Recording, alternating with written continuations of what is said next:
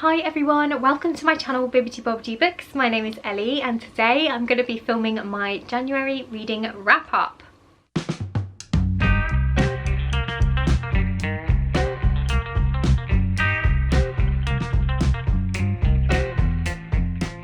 So I think I am just going to jump straight in with the first book and keep this intro really short because I know that I'll probably get carried away talking about each of these books and I want to keep this video fairly concise. So I'm just going to hop straight in with the first book that I read in 2023, which was Uzumaki by Junji Ito. So this is a horror manga. And I would describe this as a slow burn horror story that takes place in a coastal town that is being haunted by not a person, not a being, but by a shape. So this town is being kind of contaminated or infected by the shape of a spiral, which is such a strange and interesting premise for a horror story. And what I really enjoyed about this manga is the presentation of the story, because it starts off reading kind of like a series of distinct horror stories that all have a common theme. So they feel almost like standalone stories, and the only connection really is that they all seem to involve this spiral shape and that they all take place in this coastal town. But as you read through the manga, you start to see how all of these stories kind of interweave into an overarching plot, which becomes really satisfying towards the end of the book when we see how everything kind of slots together. Without wanting to go into any spoilers, this book kind of starts out exploring how this spiral shape affects certain individuals who live within this coastal town. And then as we progress through the story, it pans out and we start to see how the spiral shape is infecting different parts of the town. So we look at how it affects the hospital and the lighthouse and different areas.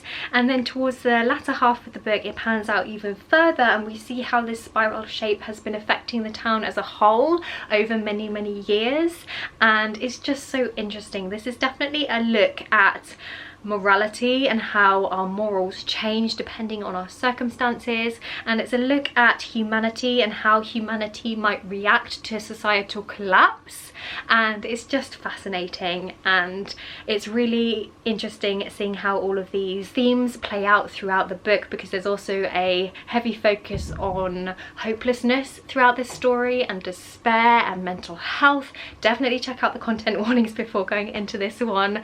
Also, this isn't going to be for you if you are a little bit squeamish, because the artwork in here is very disturbing and very weird and very graphic. So if that's not your thing, steer clear of this book. But I actually really appreciated the artwork in here. I think it really sets Junji Ito's work apart from other mangas that I've read, just because the artwork is so visually disturbing, and that really adds to the overall feeling of kind of disgust when you're reading his manga stories. Following on from that, I then read another Junji Ito story, which was called The Enigma of Amigara Fault. Now, I read this story online and I didn't realise that it's actually not a full book. It's actually just a chapter from a book which I think is called Gaio Volume 2. But I read this as a standalone and I think it worked as a standalone story, and I thought that it was just a really interesting concept for a horror story. And I can't really give too much away in this wrap up because it's only very short, but what I will say is that we're basically following some people who become attracted to this fault, and there are these unexplained human shapes cut into the rock of the mountain fault, and that's all I'm gonna say. It's very strange. So if you're looking for a creepy, eerie, unsettling short story, give it a go.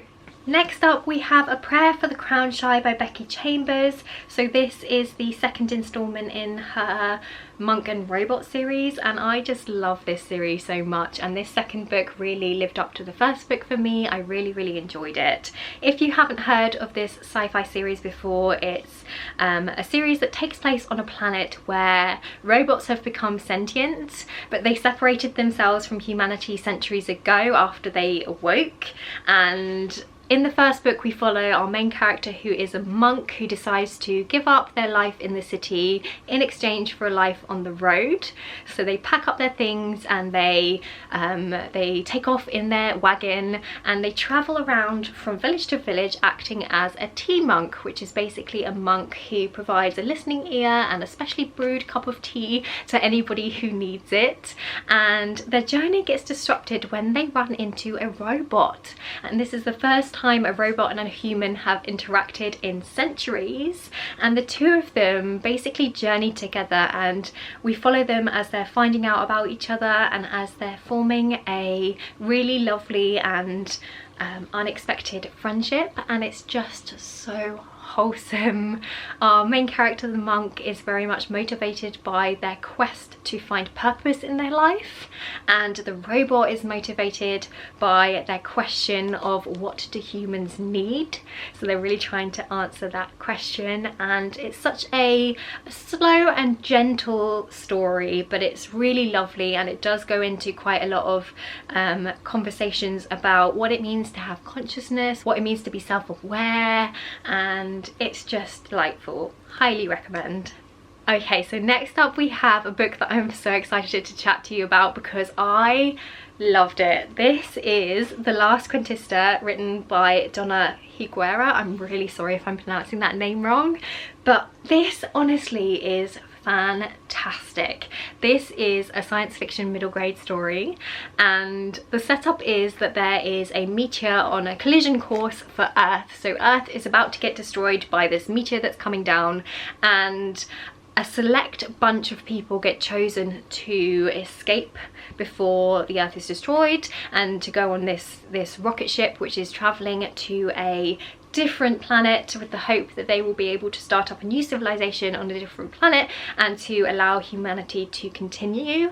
And it's basically the best of the best that get chosen to board this ship. So people are selected if they have a certain skill set, and our main character just so happens to be the daughter of a very skilled biologist, I think it is, and so she gets chosen to go onto this ship and to be rescued. And basically all of these people that are chosen go into stasis when they go onto this rocket ship, because it's going to take them over 300 years to get to this new planet.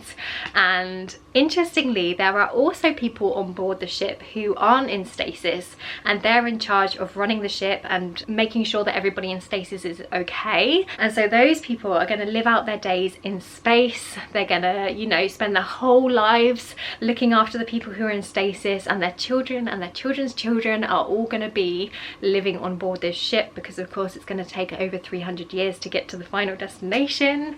And as I'm sure you can imagine, things don't quite go to plan, and it turns into a really thrilling story.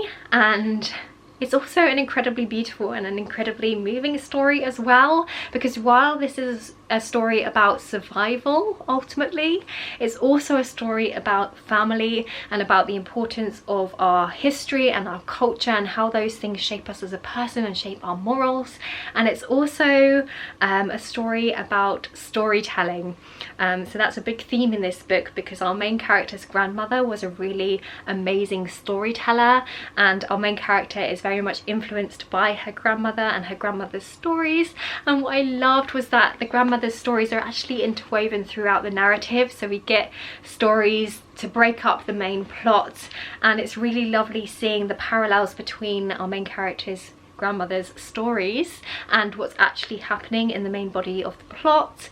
And I really enjoyed seeing how our main character is inspired by those stories and how she uses them as inspiration for what she's going to do and the decisions that she's going to make, and how she also takes on a storyteller role herself, and she uses storytelling to inspire hope and to comfort people and to help others on their journey. And it's quite hard to talk about this book without giving major spoilers, but honestly it's such a beautiful story and it's so well done. It's a middle grade that isn't written in a way that's dumbed down in any way, and it explores some really heavy topics as well, including grief primarily and trauma, and It's just so good. If you think any of that sounds interesting, I highly recommend for you to go and read this book and then come back to me and tell me what you thought, because I'd love to have a chat with you about it.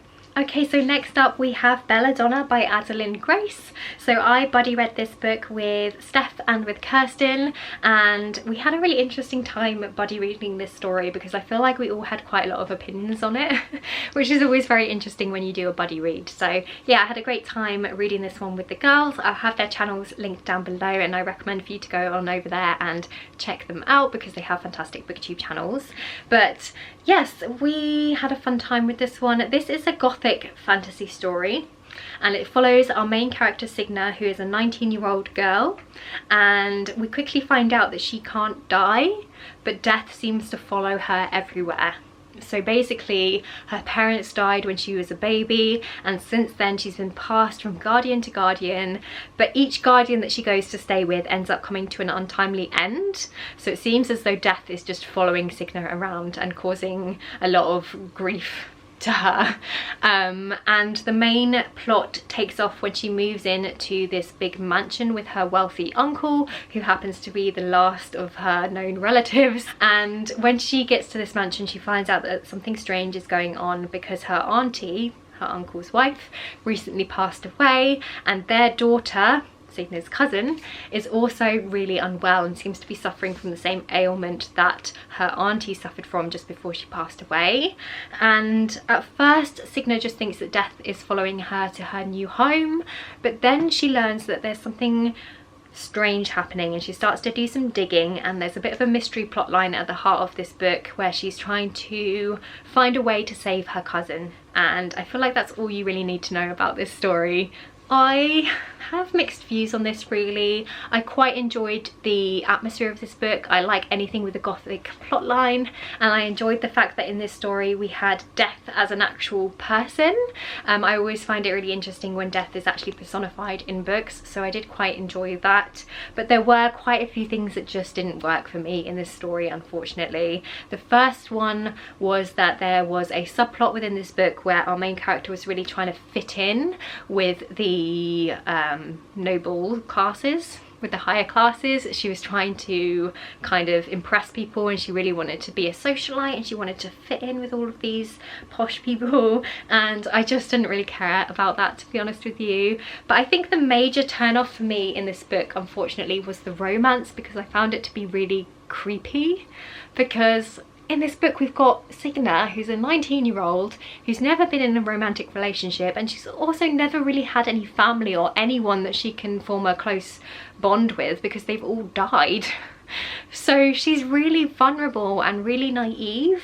And then we have a love interest character who seems quite manipulative and seems to take advantage of the fact that she's quite impressionable, and the fact that she is desperate to have someone there to support her and someone there to care for her, and it just felt really uncomfortable to me. So that was a big turn off for me in this story. And I was also just a little bit disappointed by the writing in here, which I'm really surprised by, because I read Adeline Grace's other series, which starts with All the Stars and Teeth, and I love the writing in that series because it was so imaginative and vivid and creative, and I just thought that was going to be the case for this story too. But unfortunately I just felt like the gothicness was lacking in this story. Like, I really wanted more of the creepy descriptions, and I feel like there were some really great scary moments and scenes in here, but just not enough for me personally. So yeah, unfortunately I didn't end up loving this one as much as I hoped